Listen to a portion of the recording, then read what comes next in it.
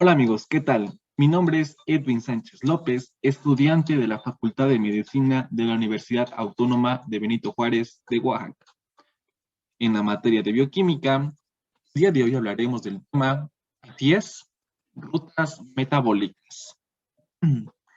Antes de empezar con esto, quiero llegar a darte a entender un concepto, la glucosa, ya que es parte inicial y fundamental para entender las rutas metabólicas.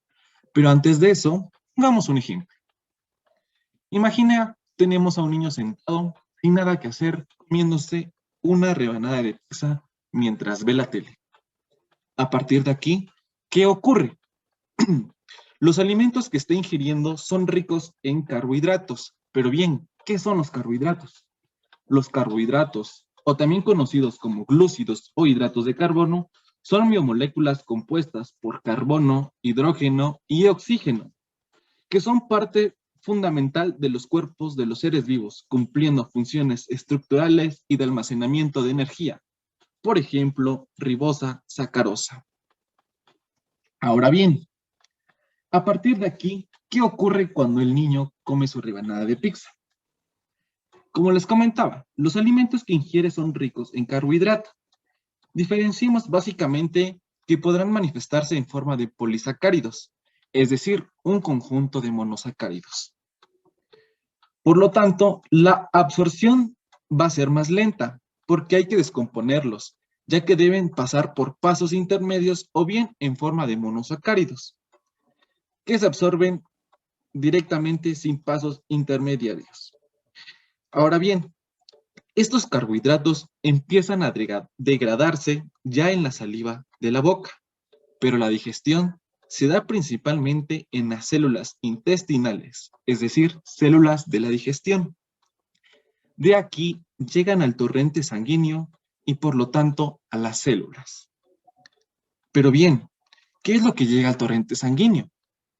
Principalmente glucosa, aunque también en menor medida fructosa. Sin embargo, lo que nos interesa aquí va a ser la glucosa. Pero te preguntarás, ¿qué es la glucosa? La glucosa, te mencionaba, es un monosacárido con fórmula molecular C6H12O6. Es una hexosa, es decir, contiene 6 átomos de carbono. Es el azúcar principal que se encuentra en nuestra sangre. Esta proviene, como te comentaba, de los alimentos que consumimos y es nuestra principal fuente de energía. Tu sangre, como la mía, lleva la glucosa a todas las células del cuerpo para ser usada como energía. Ahora bien, una vez entendido esto, debemos avanzar. Partiremos desde lo que es la glucólisis. Como te comentaba, el motor energético del cuerpo humano es la glucosa y para su utilización, la glucólisis es la vía principal, es decir, es la principal vía metabólica para la obtención de energía de los seres vivos a partir de glucosa. ¿Y dónde se produce la glucosa? La glucólisis, te preguntarás. Pues bien, la glucólisis se lleva a cabo en el citoplasma de las células. Exacto. En esta porción que nos señala la flecha. Aquí llevará a cabo lo que es la glucólisis.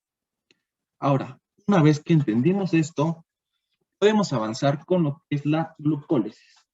La glucólisis no es más que consiste en la oxidación de glucosa hasta la obtención de dos moléculas de piruvato que posteriormente podrá ser utilizada en otras rutas metabólicas como lo es el ciclo de Krebs.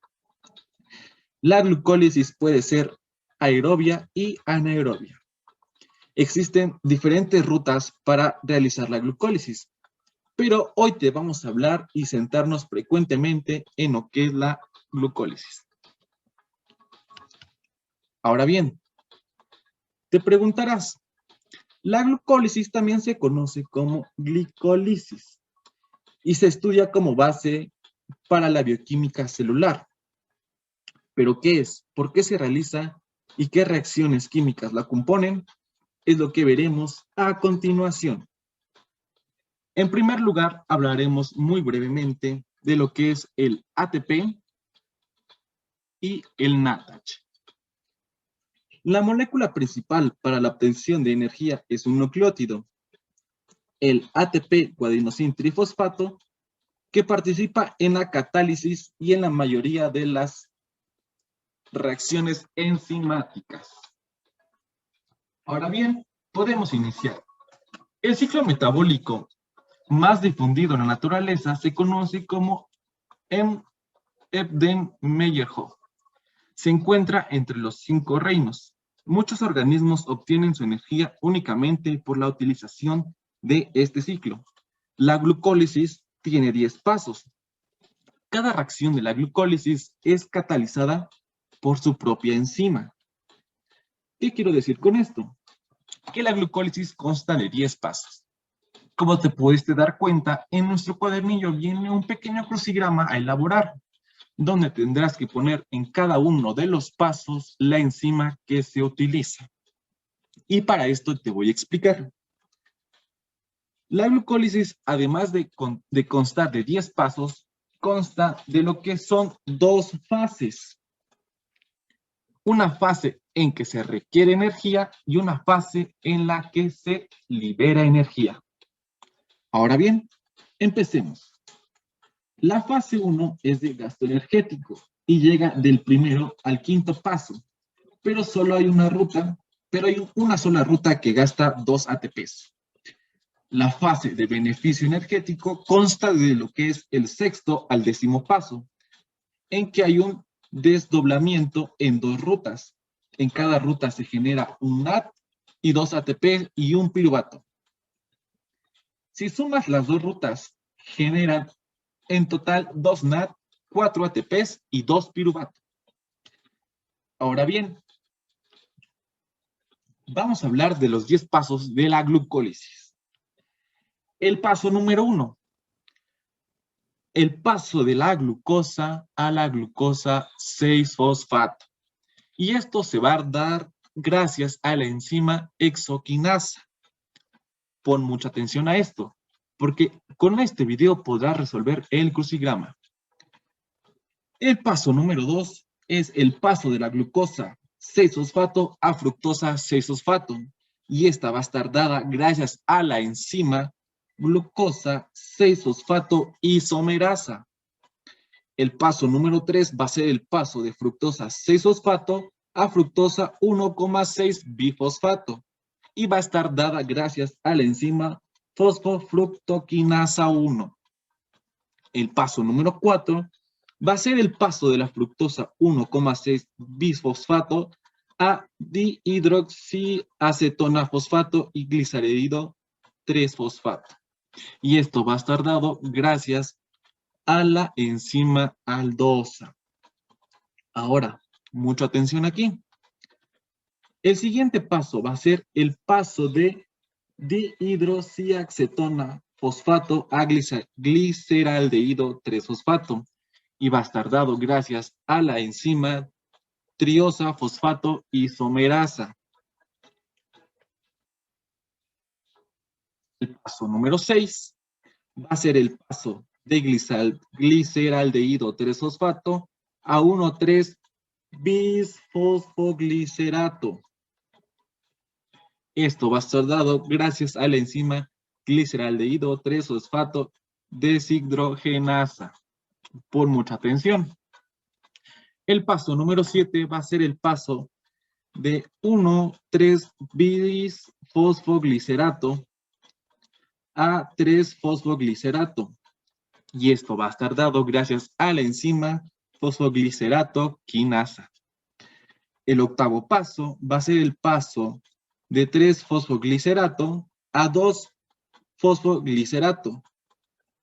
Y esto va a estar dado gracias a la enzima fosfoglicerato mutasa.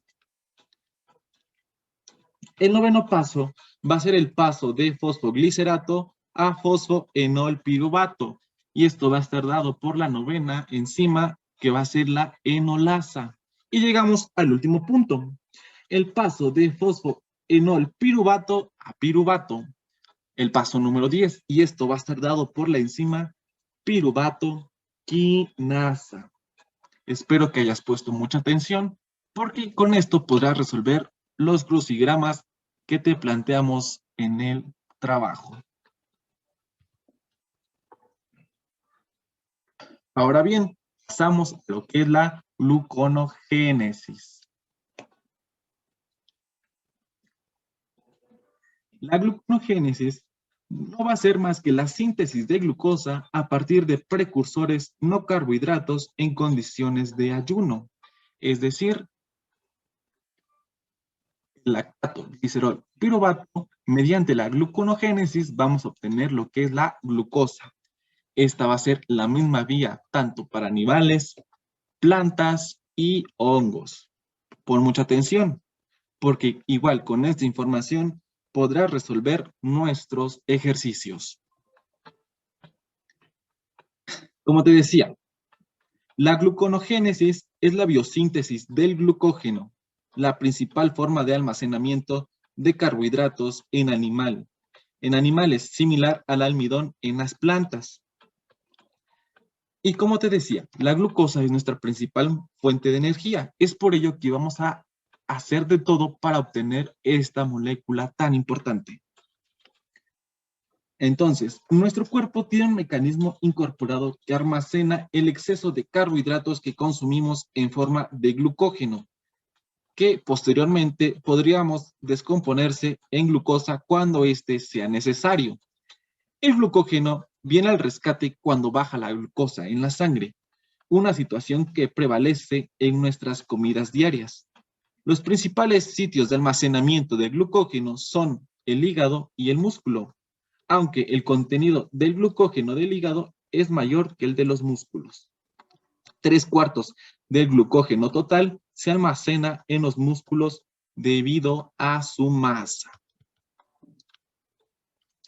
Entonces, podemos ver que la gluconogénesis es la ruta anabólica por la que tiene lugar la síntesis de glucógeno a partir de un precursor más simple y se lleva a cabo principalmente en el hígado y en menor medida en el músculo.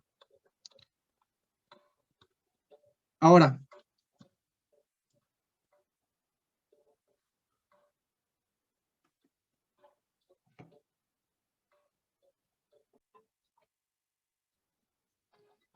recapitulemos. La gluconogénesis es una ruta metabólica anabólica que permite la síntesis de glucosa a partir de precursores no glucídicos. Incluye la utilización de varios aminoácidos, lactato, piruvato, glicerol y cualquiera de los intermediarios del ciclo de los ácidos tricarboxílicos o bien los ciclos o el ciclo de Krebs.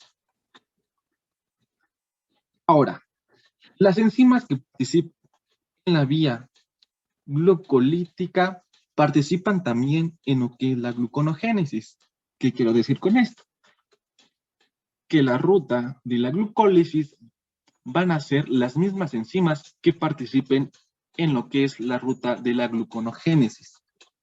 Ambas rutas se van a diferenciar por 3 reacciones irreversibles que utilizan enzimas específicas de este proceso y los 2 rodeos metabólicos de esta vía. Y te preguntarás, ¿cuáles son estas 3 rutas que la diferencian? Pues a continuación hablaremos de ella. Y pon mucha atención, porque gracias o en base a esto se basa nuestro siguiente ejercicio.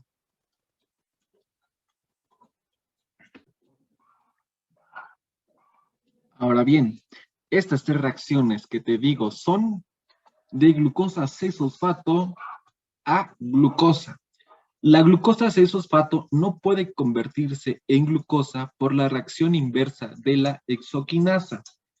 Esto quiere decir que la transferencia de fosfato desde el ATP hace la reacción virtualmente irreversible. La siguiente reacción va a ser de fructosa 1,6 bifosfato a fructosa 6-fosfato. La reacción de la fosfofructoquinasa 1 de la glucólisis es esencialmente irreversible, pero solo debido a que está impulsada por la transferencia de fosfato del ATP. Y pon mucha atención, la tercera reacción irreversible que diferencia la gluconogénesis de la glucólisis va a ser la conversión del piruvato a fosfoenolpiruvato. El oxalacetato es intermediario en la producción del fosfoenolpiruvato en la gluconogénesis. La conversión de piruvato a fosfoenolpiruvato en la gluconogénesis se lleva a cabo en 2 pasos. Y estas son las 3 reacciones irreversibles que diferencian la gluconogénesis a la glucólisis.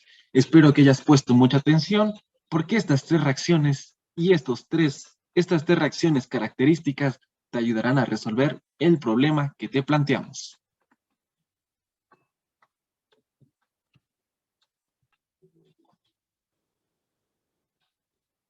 Ahora, continuamos con el siguiente ciclo metabólico. Hablaremos de lo que es el ciclo de Cori.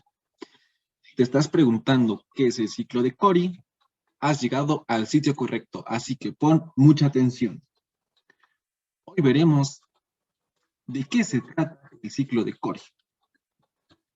Para entender mejor el ciclo de Cori, es necesario tener claros una serie de conceptos sobre cómo obtienen energía las células, que si pusiste atención, ya hablamos de ello. Las células musculares, al igual que todas las células de nuestro cuerpo, utilizan la glucosa para obtener energía para funcionar. Las células metabolizan la glucosa mediante un proceso denominado glucólisis para convertirla en ATP, que es la principal fuente de energía. Pero para que este proceso de obtención de energía funcione, las células necesitan oxígeno y en determinadas sustancias, sobre todo cuando llevamos a cabo una actividad física intensa.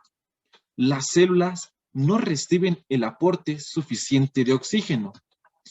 Y lo que ocurre en estos casos es que en vez de producirse ATP, se produce ácido láctico mediante un proceso conocido como fermentación láctica. Pero te preguntarás, ¿qué es el ácido láctico? Pues bien, hoy te diré. El ácido láctico es una sustancia producida por los músculos en el metabolismo anaeróbico, es decir, en ejercicios de fuerza que implican gran esfuerzo y explosividad. El ácido láctico es producido por la glicólisis, la degradación de los carbohidratos a ácidos por un proceso de fermentación. Ahora que ya sabes esto, podemos continuar hablando de lo que es el ciclo de Cori. Ahora bien, en condiciones normales, el ácido láctico puede ser neutralizado en el interior de las células, pero cuando se produce en grandes cantidades, su acumulación puede ser perjudicial para la célula. Y aquí es donde entra en juego nuestro gran y querido ciclo de Cori. El primer paso de este ciclo consiste precisamente en sacar lo que es el ácido láctico de las células y transportarlo hacia el hígado. Como puedes ver en la imagen, ocurre una fermentación láctica y nuestro ciclo de Cori hará sacar el ácido láctico y transportarlo hacia lo que es nuestro hígado. El segundo paso ocurre en el hígado y se basa en convertir el ácido láctico mediante la gluconogénesis. Ojo, la gluconogénesis es el paso que acabamos de ver anteriormente. Ahora bien, la nueva glucosa producida puede ser de nuevo transportada hacia los músculos. Sin embargo, los requerimientos energéticos por parte del tejido muscular han cesado. La glucosa puede almacenarse o ser transportada hacia otros tejidos que lo necesiten, dando así por concluido el ciclo de Cori, que recibe el nombre también del ciclo del ácido láctico. Espero que hayas puesto mucha atención porque todo lo que vemos en este video te ayudará a resolver los ejercicios que te planteamos.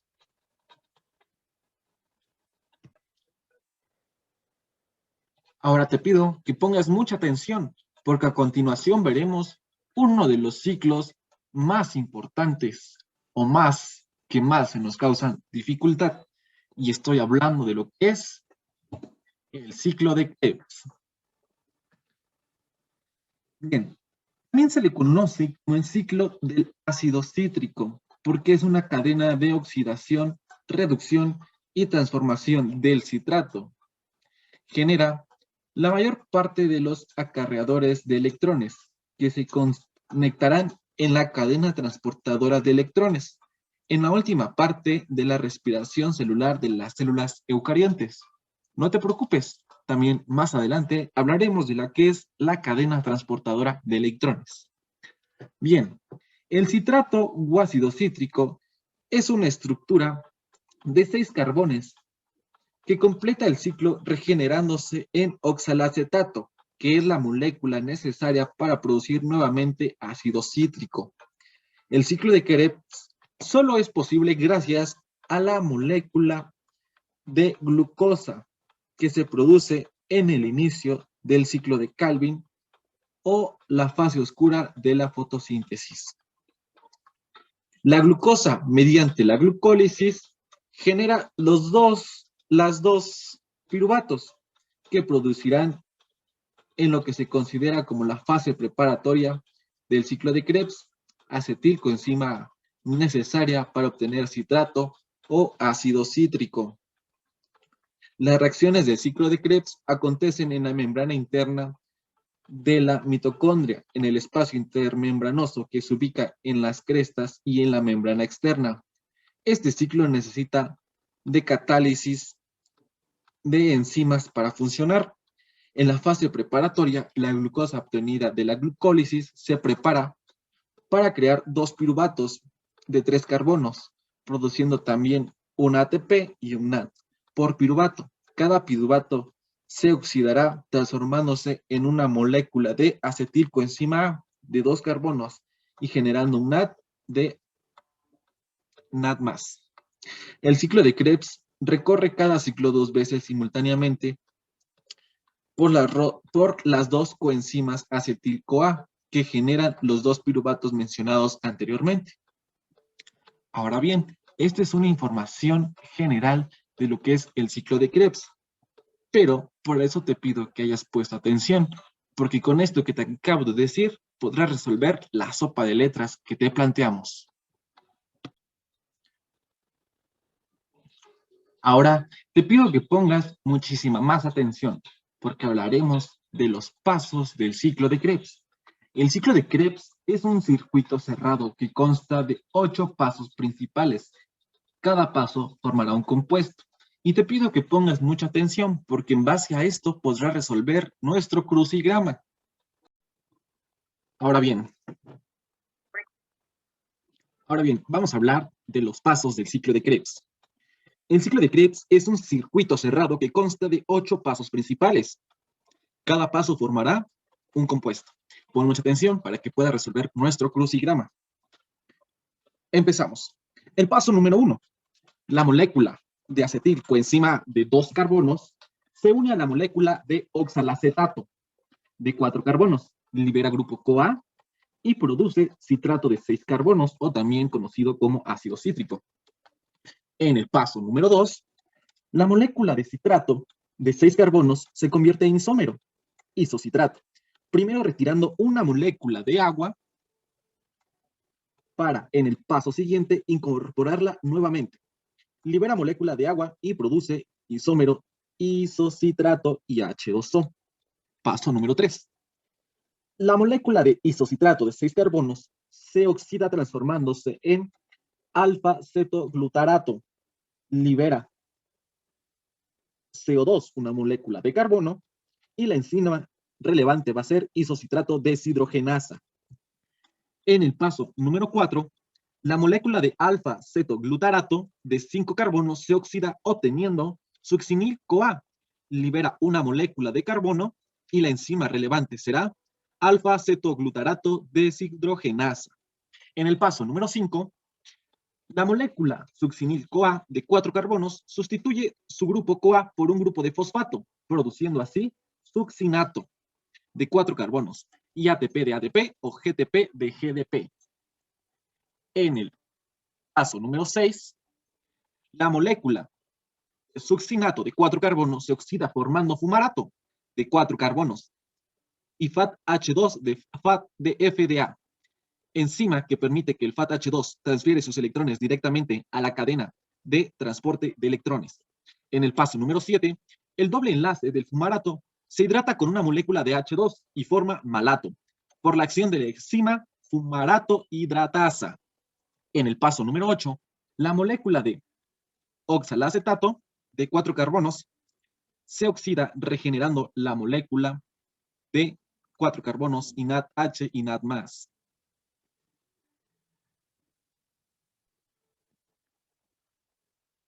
Ahora hablaremos exacto de la cadena transportadora de electrones. Esta es un conjunto de proteínas y moléculas orgánicas incrustadas en la membrana, la mayoría de las cuales se organizan en 4 grandes complejos, nombrados del 1 al 4 en números romanos. En eucariontes, muchas copias de estas moléculas se encuentran en la membrana mitocondrial interna. En procariontes, las moléculas de la cadena de transporte de electrones están en la membrana plasmática. Conforme los electrones viajan a través de la cadena, se desplazan de un mayor nivel de energía a uno inferior y se mueven de moléculas menos ávidas de electrones a otras más ávidas. En estas transferencias de electrones, cuesta abajo se libera energía y varios de los complejos de proteína utilizan la energía liberada para bombardear protones desde la matriz mitocondrial al espacio de la intermembrana para formar un gradiente de protones. Todos los electrones que entran en la cadena de transporte provienen de moléculas de NADH y FATH2, que se producen en fases más tempranas de la respiración celular, glucólisis, oxidación del piruvato y el ciclo del ácido cítrico. El NADH es muy bueno donando protones en reacciones redox, o sea que sus electrones están en un nivel de energía alto. El FATH2 no es tan bueno para donar electrones como el NADH, o sea que sus electrones se encuentran en un nivel de energía más bajo, por lo que no pueden transferir sus electrones hacia el complejo 1. En su lugar, introducen los electrones a la cadena de transporte a través del complejo 2, el cual no bombea protones a través de la membrana. Debido a esto, las moléculas de FATH2 producen un menor bombardeo de protones y contribuyen menos al gradiente de protones, comparadas con el NADH. El NADH transfiere sus electrones al complejo 1. El complejo 1 es bastante grande y la parte que recibe los electrones es una flavoproteína, es decir, una proteína unida a una molécula orgánica llamada flavin. Pon mucha atención, porque en base a esto podrás resolver nuestra sopa de letras. Ahora bien, el complejo 1 y 2 transfieren sus electrones a un acarreador pequeño y móvil de electrones llamado ubiquinona, que se reduce y transforma en QH2. Se transporta por la membrana y entrega sus electrones al complejo 3. El movimiento de los electrones por el complejo 3 bombea más protones a través de la membrana y luego los electrones se transfieren a otro acarreador móvil llamado citocromo C o abreviado CIT-C. El complejo 4 transfiere los electrones a O2 que se parten en 2 átomos de oxígeno, aceptan protones de la matriz para formar agua. Además, se necesitan 4 electrones para reducir cada molécula de O2, mientras que en el proceso se forman 2 moléculas de agua. En resumen, ¿para qué sirve la cadena de transporte de electrones a la célula? Pues bien, tiene 2 funciones importantes. Regenera los acarreadores de los electrones, es decir, el NADH y el FATH2 donan sus electrones a la cadena de transporte de electrones y se convierten otra vez en NAD+ y FAT. Y además, forma un gradiente de protones. La cadena de transporte genera un gradiente de protones a través de la membrana interna de la mitocondria. Espero que hayas puesto mucha atención, porque con lo que te dije podrás resolver nuestro crucigrama. Ahora, avanzamos con el siguiente ciclo. No es más que el grupo hemo y estamos hablando de su síntesis.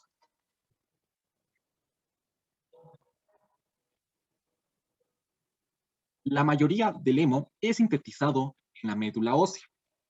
En la médula ósea es sintetizado en las células eritroides en desarrollo y más del 70% es utilizado para la producción de hemoglobina. Sin embargo, igual se desarrolla en el hígado. En el hígado es elaborado en los hepatocitos, las células de nuestro hígado, y genera cerca del 65%. Ahora bien, antes de iniciar con la biosíntesis del grupo hemo, debemos tener en claro ciertos conceptos básicos. Hemoglobina.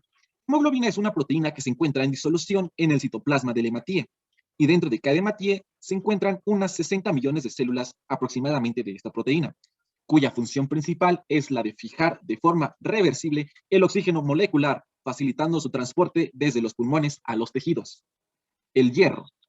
El hierro es el cuarto elemento más abundante en la Tierra después del oxígeno, el silicio y el aluminio. Este elemento se encuentra formado por parte esencial de las enzimas del ciclo de Krebs en la respiración celular y como transportador de electrones en los citocromos, que si pusiste atención, los oímos y escuchamos anteriormente.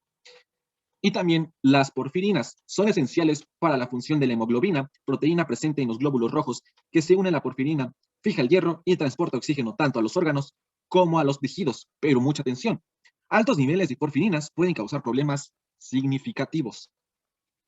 Entonces, una vez entendido esto, el grupo hemo es el grupo prostético de las hemoproteínas, proteínas que se encargan de transportar y almacenar oxígeno, movilizar electrones y realizar reacciones de óxido-reducción. Algunas de estas son la hemoglobina, la mioglobina y los citocromos. Entonces, una vez entendido esto, podemos pasar con la biosíntesis del grupo hemo.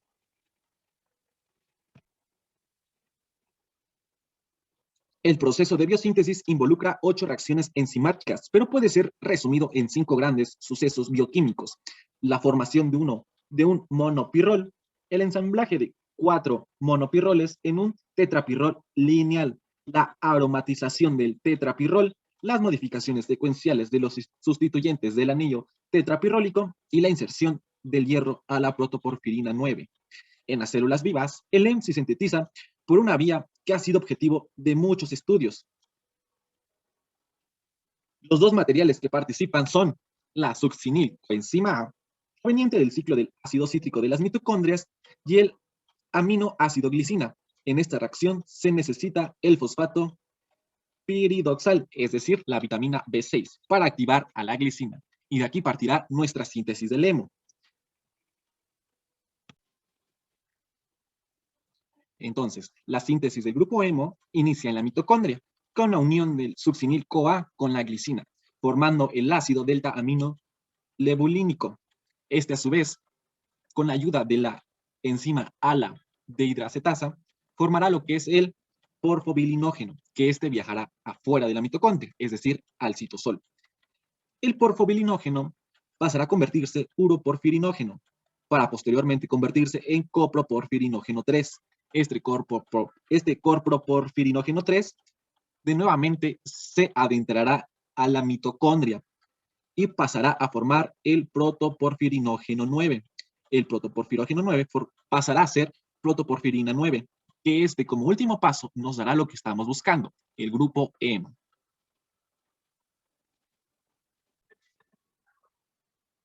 Ahora hablaremos de la síntesis del colesterol. El colesterol es la molécula pequeña de la biología que ha recibido más condecoraciones. Entre los científicos que han dedicado lo principal de sus carreras al colesterol, 13 han sido galardonados con el premio Nobel. ¿Pero por qué es de suma importancia?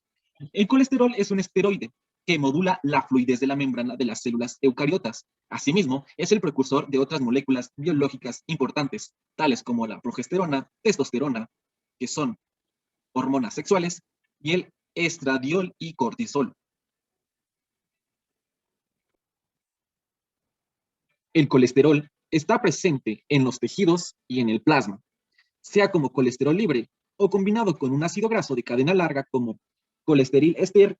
La forma de almacenamiento es un colesterol, es un lípido anfipático y como tal es un componente estructural esencial de las membranas y de la capa externa de las lipoproteínas plasmáticas. El éster de colesterilo es una forma de almacenamiento de colesterol que se encuentra en la mayor parte de los tejidos. El colesterol libre es removido de los tejidos por las HDL y transportado al hígado para su conversión en ácidos biliares, en el proceso conocido como transporte inverso de colesterol. Su función principal en los procesos patológicos es como factor de la génesis de la aterosclerosis de arterias vitales. Está causando enfermedad cerebrovascular, coronaria y vascular periférica. Un poco más de la mitad del colesterol del organismo se origina de su síntesis y el resto es proporcionado por una alimentación promedio. Ahora bien, te pido que pongas mucha atención porque a continuación veremos los pasos de la síntesis del colesterol. Como sabes, la síntesis del colesterol inicia a partir del acetil-CoA y consta de 5 pasos.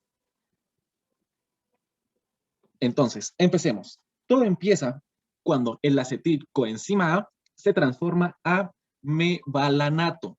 Posteriormente, el mevalanato unido a una molécula de carbono nos dará unidades isoperenoides. Estas, a su vez, estas 6 unidades de isoperenoides nos darán escualeno. El escualeno posteriormente pasará a convertirse lanosterol. El lanosterol combinado con 3 moléculas de CH3 nos darán el resultado final que estamos buscando, que será el colesterol. Esto, como te lo explico, es la forma resumida de la síntesis del colesterol y espero que hayas puesto atención porque mediante esto podrás resolver nuestro crucigrama. Ahora pasamos al catabolismo de las purinas y síntesis del ácido úrico. Ahora bien, antes de empezar a hablar del catabolismo de las purinas y síntesis de ácido úrico, veamos, ¿qué es el ácido úrico? El ácido úrico es una sustancia formada por el organismo después de la digestión de las proteínas, que genera una sustancia llamada purina, la cual en exceso en el organismo da origen a los cristales del ácido úrico, que se acumularán en las articulaciones causando dolor inimaginable. Normalmente, el ácido úrico no causa ningún problema de salud, ya que es un desecho que es eliminado por los riñones a través de la orina. Pero cuando existe algún problema renal, cuando la persona ingiere muchas proteínas o cuando el organismo produce mucho ácido úrico, este se acumula en las articulaciones, tendones y riñones, dando origen a gota. Esta es la artritis gotosa, que la conocemos popularmente como gota. ¿Qué es el término artritis? Es el tipo de artritis que más causa dolor, como lo puedes ver a continuación.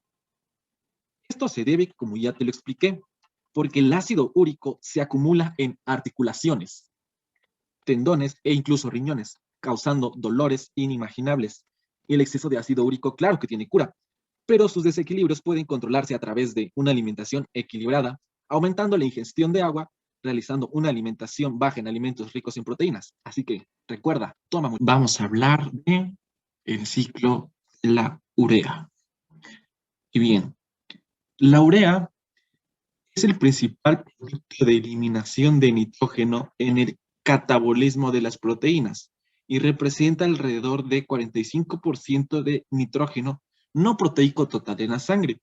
Se origina en el hígado por el ciclo de la urea y se transporta por la vía sanguínea a los riñones, donde se filtra en el glomérulo para excretar por la orina en un 90%. El ciclo de la urea comienza en el interior de las mitocondrias de los hepatocitos. Es el proceso metabólico en el cual se procesan los derivados proteicos y se genera urea como un producto final. En la molécula de la urea, un átomo de nitrógeno proviene del aminoácido espartato, como lo señala la imagen. El otro átomo de nitrógeno procede del amonio, NH4+, y el átomo de carbono proviene del anión bicarbonato, derivado a su vez del CO2 por hidratación. Ahora, el ciclo de la urea. Con mucha atención porque esto nos importa. Con esto de recuerdo podrás resolver las actividades. Ahora, las reacciones del ciclo de la urea. El primer grupo amino que ingresa al ciclo proviene del amoníaco libre intramitocondrial.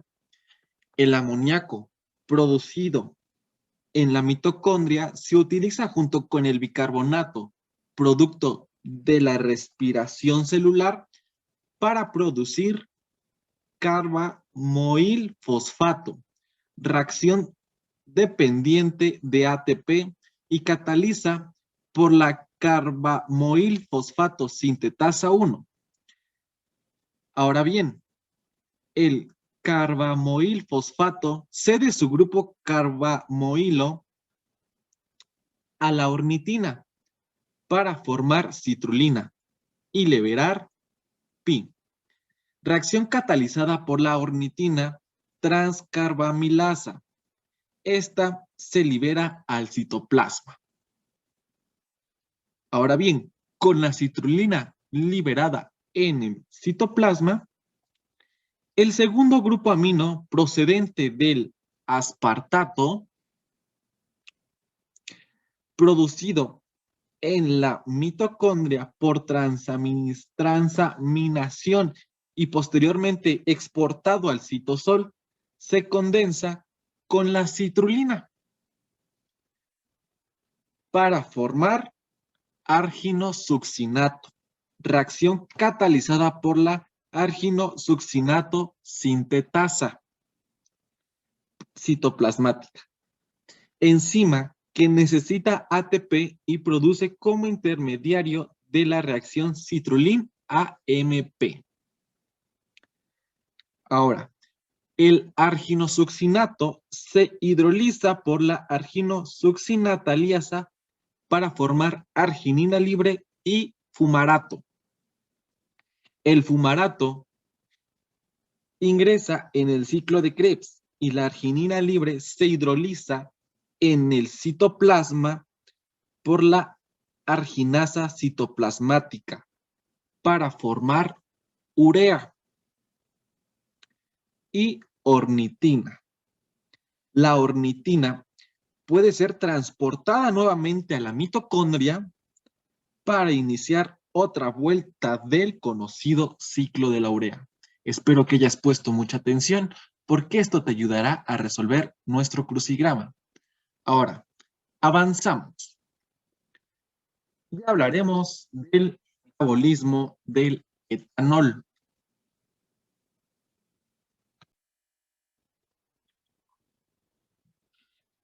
El etanol se origina como un producto final de la fermentación de las levaduras. El ser humano no lo forma como un intermediario de su metabolismo, pero sí tiene una enorme capacidad de oxidarlo a pesar de que no constituye un alimento regular de todos los seres vivos. La mayor parte de la población no ingiere etanol y de ninguna manera se requiere para mantener un adecuado estado de salud. Por la fermentación alcohólica intestinal se producen acerca de 3 gramos diarios de etanol. Casi todos los tejidos disponen de enzimas con capacidad de oxidar el etanol. Sin embargo, al ser consumido en exceso, el hígado es el principal órgano que lo oxida. Entonces, cuando tú consumes en exceso alcohol o etanol, recuerda, estás dañando a tu hígado. Se han descrito 3 sistemas enzimáticos que oxidan etanol y que producen acetildehído. El de las alcohol deshidrogenasas, el sistema microsomal oxidante de etanol y el de la catalasa. Estas enzimas se localizan especialmente en el citosol del hepatocito, células de nuestro hígado. Utilizan NADMAS como coenzima, informan NADH y acetaldehído. Ahora bien, el acetaldehído, por ser un compuesto más reactivo que el etanol, se considera el principal responsable de los efectos tóxicos provocados por el abuso del consumo de etanol. Dicho acetaldehído penetra en la mitocondria y mediante otra oxidación catalizada por la acetaldehído deshidrogenasa con la participación del NADMAS se convierte en acetato, el cual se une a la coenzima A y forma acetilcoenzima A para su oxidación en el ciclo de Krebs o para la síntesis de ácidos grasos. Se observa que en condiciones experimentales apropiadas, el etanol inhibe la glucólisis y la gluconeogénesis. Entonces, recuerda, el etanol en un consumo excesivo puede inhibir la glucólisis y la gluconeogénesis, que como ya te lo mencioné anteriormente, ya sabes qué tan importante es para nuestro sistema y para nuestro cuerpo humano. Bueno, eso ha sido todo. Espero que hayas entendido. Y como un dato adicional, las mujeres no deben consumir bebidas alcohólicas durante el embarazo, ya que la ingestión de una sola bebida, es decir, una cerveza, es capaz de detener por algunas horas la producción de ácido retinoico, impidiendo su acción. De hecho, el consumo de alcohol en mujeres embarazadas es la tercera causa de malformaciones en recién nacidos. Las dos primeras son el síndrome de Down y la espina bífida. Y de estas, es la única causa que es 100% prevenible. Así que, si tienes algún familiar, conocida, que está embarazada, adviértele. Ingestar alcohol o consumir bebidas alcohólicas puede tener daños a su bebé. Y recuerda, espero que todo lo que hemos visto hasta ahora te haya sido muy útil. Y en el trabajo te dejaré algunos códigos de Spotify, los cuales puedes escanear y te ayudarán para comprender mejores los temas y tener una forma más didáctica y divertida. Me despido, ha sido todo por hoy y espero te haya gustado mi trabajo. Nos vemos y hasta la próxima.